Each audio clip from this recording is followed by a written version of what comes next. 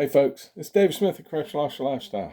Coming to you today with a video. I haven't posted one in a couple of days, maybe a week, because I've been busy. I've been working. Worked midnight shift through the holidays, worked day shift. Now I'm in training.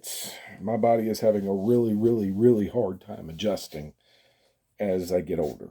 I'm still doing it, but it's more and more difficult to do as I get older. So, like I mentioned today, I was in training, and it was a good day. It really was. It was a really good day. In the department, you can have such a mix of people in the room. You had me with 26 and a half years. You had a couple of sergeants with well over 10 years. You had one sergeant with just about 6 years. You had a CO with 12 years. You had the instructor with 8 years. And 3 rooks that hadn't even been in the academy yet. 3 straight-up boot rookies. One of them is not new to corrections. He worked as a sergeant in Texas, and he has rotated into Florida and is looking to get his stripes back. He really liked being a sergeant. He wants to be a sergeant in Florida Department of Corrections. I applaud him for coming over, and I hope what he brings from Texas is beneficial. I hope what he brings from Texas is right on in line with what we do in Florida. You know what I mean? I shouldn't have to teach this person. This person should not have to be taught how to deal with inmates. Because Texas, Florida, Alabama, doesn't matter. Inmates are inmates. They are incarcerated individuals that have been incarcerated by a jury of their peers and sentenced by a judge to a sentence in prison where they are to be rehabilitated and returned to society, law-abiding citizens. That is our job in the Department of Corrections. And I think it's great. I do. I think it's great. There is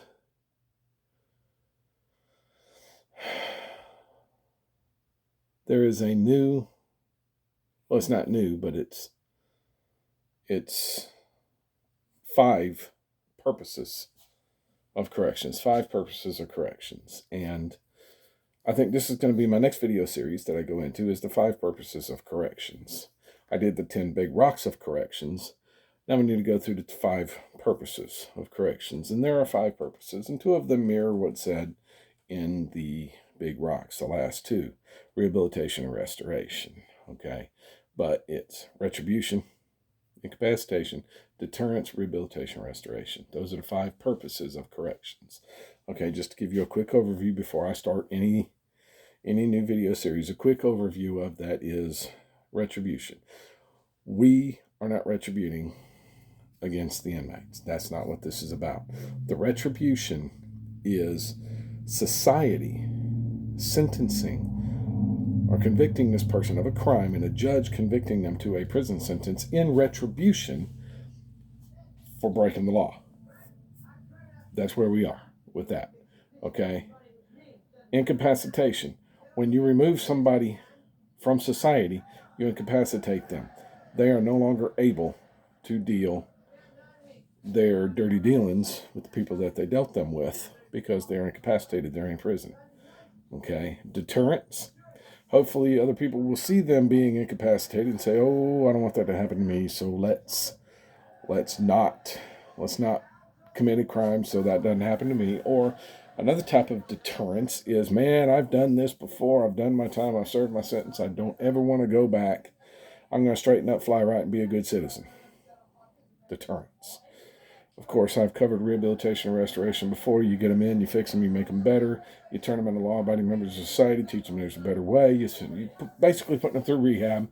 And then restoration, you're doing all of this in order to restore them to society as a law-abiding citizen. It's just simple math.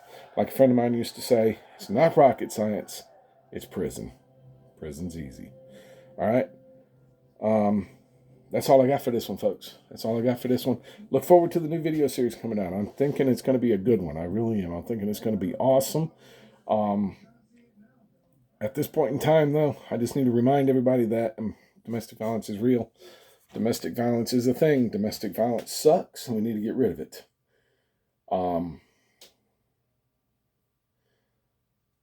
If you are a victim or you know somebody that is a victim of domestic violence, do something to help them. 1-800-799-SAFE. 1-800-799-SAFE. People at the other end of that phone number are skilled and have the resources to help somebody that is a victim of domestic violence. If you know the abuser, then you might want to say something to somebody. Remember, the absolute worst thing you can say is nothing. The worst thing you can do is nothing. Say something to somebody. And if you are the abuser, there is help for you too. You have to understand that you need help and then ask for it. It's real simple. Remember that number, 1-800-799-SAFE. That's all I got for this one, folks. If you liked the video, please hit the like button. You want to see more, hit the subscribe button. Make sure you hit the bell for notifications when I post new videos. And interact, engage with me. Hit me with some comments, folks. I love your comments. I'll answer them. Might not be right away. I do work for a living. It is hard for me to make these videos sometimes. Case in point, the past week, That's all I got for this one, folks. I'll see you on the next video. It's Dave Smith at Correctional Officer Lifestyle.